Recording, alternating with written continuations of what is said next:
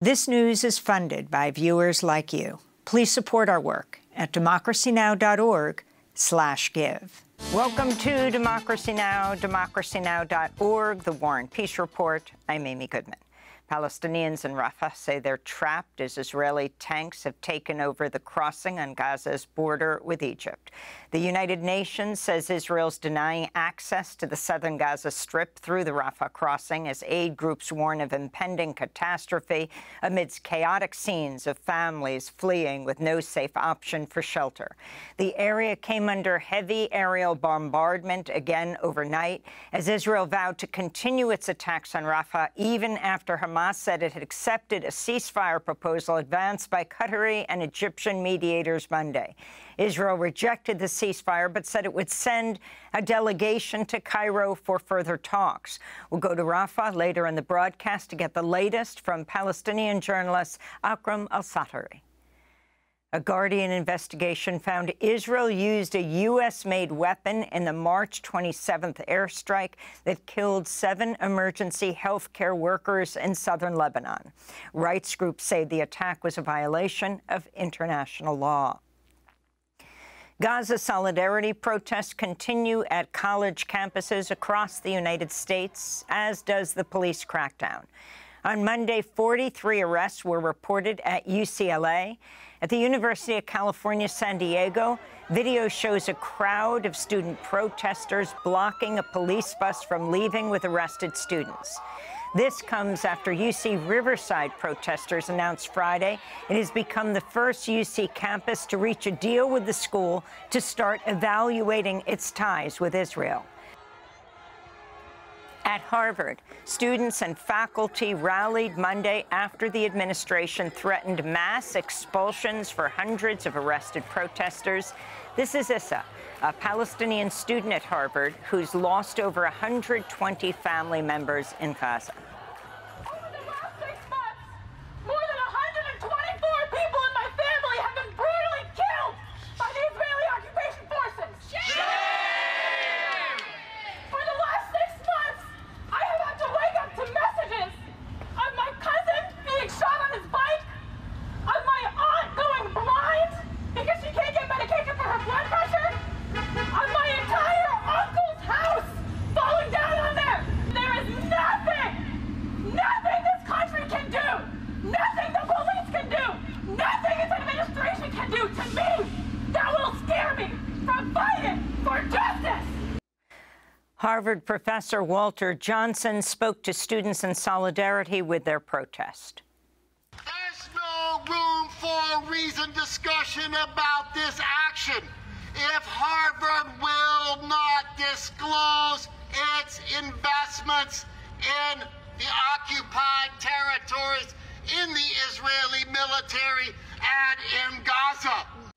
Nearby, students from a dozen high schools in the Boston area joined the MIT protest Monday, as students there also defied a deadline to clear their encampment. Students at SUNY Purchase here in New York State celebrated late Monday as Gaza solidarity activists announced the school had met protesters' demands, quote, to disclose and cut ties with war crimes and genocide, unquote.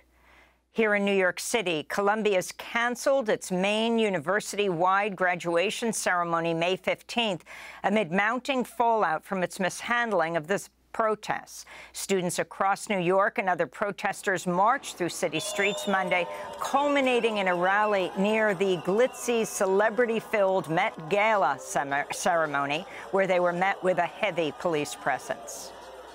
Student protests and encampments are continuing to spread around the globe as well, including in Denmark, where students have occupied Copenhagen University. In Spain, students at Barcelona University are also demanding their school divest from Israel.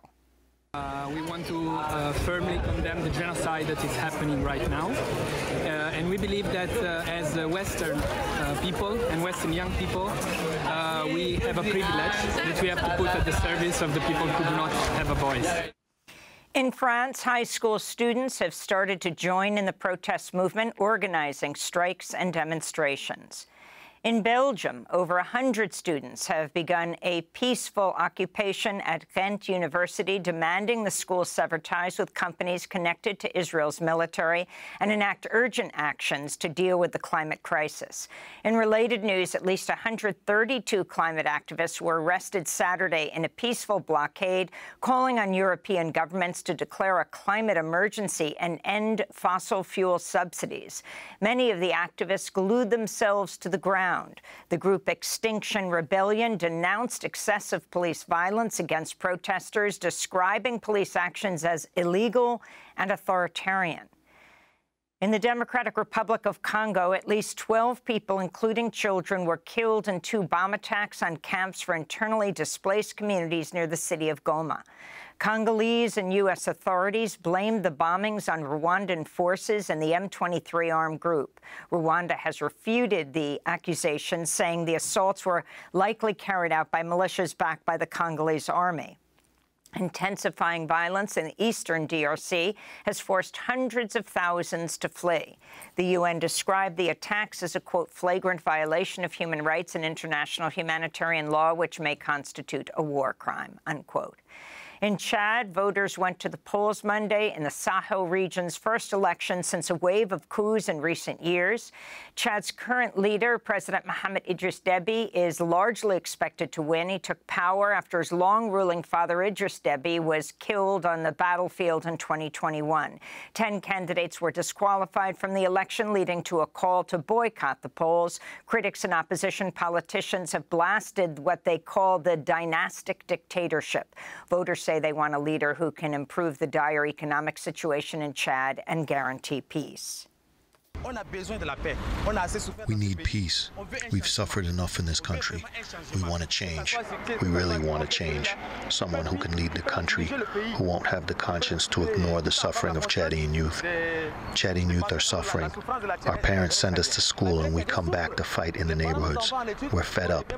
There has to be a change. Chad is also home to over 1 million refugees, many of them from neighboring Sudan. The election results will take several weeks to be announced. In Moscow, Vladimir Putin was sworn in today for his 5th term as Russian president. Officials from the U.S. and many European Union nations were absent from the lavish Kremlin ceremony. This comes a day after Russia said it will conduct missile drills near Ukraine for the possible use of tactical nuclear weapons in response to threats, they said, by Western leaders. Moscow said the escalation is motivated by recent comments by French President Emmanuel Macron, who again refused to rule out sending French troops to Ukraine, as well as UK Foreign Secretary David Cameron, who said last week Ukraine could use British weapons inside Russia. NATO blasted Russia's move as irresponsible. In Tunisia, hundreds of refugees, including children and babies, are missing after police raided and dismantled several makeshift migrant tent camps in the capital, Tunis, over the weekend.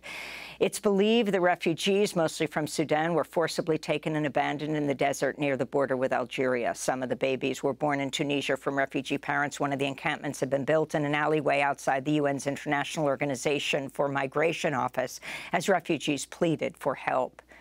In Haiti, at least 17 people have been killed after days of torrential rains and floods. Some 4,000 homes have been submerged in water as Haitians are already struggling with a spiraling economic and security situation. Much of the destruction is centralized in Haiti's northern region. Residents remain on high alert.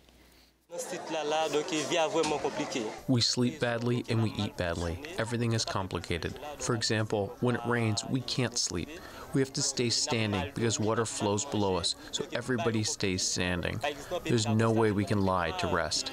And the judge overseeing Donald Trump's criminal 2016 election interference hush money case in New York fined Trump another $1,000 for his 10th violation of his gag order and threatened him with jail if he continues to violate the order.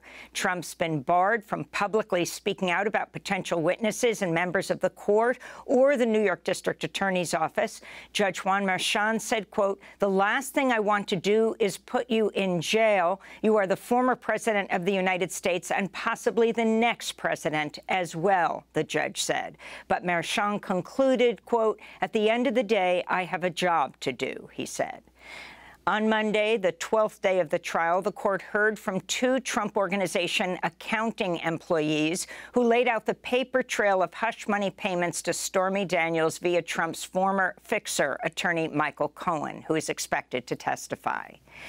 And those are some of the headlines. This is Democracy Now!, democracynow.org, the War and Peace Report. I'm Amy Goodman in New York, joined in Chicago by Democracy Now! Co-host Juan Gonzalez. Hi, Juan. Hi, Amy, and welcome to all of our listeners and viewers across the country and around the world. Democracy Now! Is funded by viewers like you. Please give today at democracynow.org/give.